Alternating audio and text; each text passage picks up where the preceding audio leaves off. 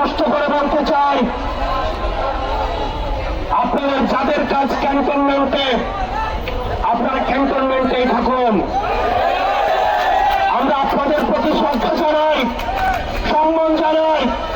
দেশের সার্বভৌমত্ব রক্ষার ক্ষেত্রে আপনাদের যে অবদান রয়েছে সেটাকে আমরা স্বীকার করে নেই।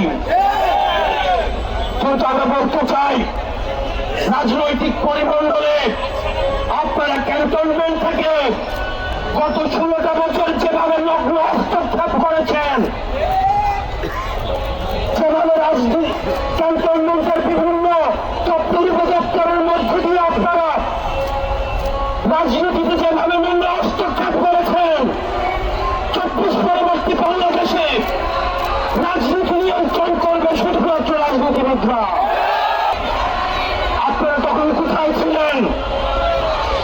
বিগত 1.5 দশক ধরে আমরা কোন চ্যানেলকে দেখি না পদত্যাগ করতে।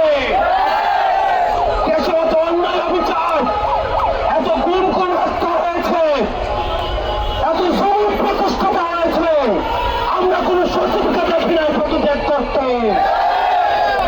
একটা চ্যানেলের অরিজিনের জন্য সেটা ছিল না। আপনারা তখন কোথায় ছিলেন?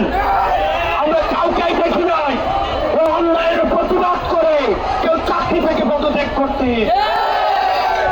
আমরা আপনাদের সাথে বিনয়ের সাথে, আমরা আপনাদের কাছে বিনয়ের সাথে আমরা আহ্বান জানাবো।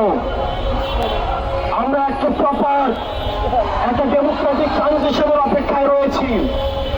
সেই গণতান্ত্রিক প্রক্রিয়ার মধ্য দিয়ে আমাদের যে ন্যূনতম সংস্কারগুলো রয়েছে, এই সংস্কার প্রক্রিয়া শেষে আমরা একটি ফ্রি ফেয়ার এন্ড পার্টিসিপেটরি নির্বাচনের মধ্য দিয়ে, সেটি গত 1.5 দশক ধরে রাষ্ট্র কাঠামোর সহযোগিতায় এই গণতান্ত্রিক পরিবেশের আপনারা নষ্ট করেছেন, আমরা সেই পরিবেশে ফিরিয়ে দিতে চাই। সুতরাং এই পরিবেশটিকে ফিরিয়ে দেওয়ার জন্য আপনারা বাধা হয়ে দাঁড়াবেন না।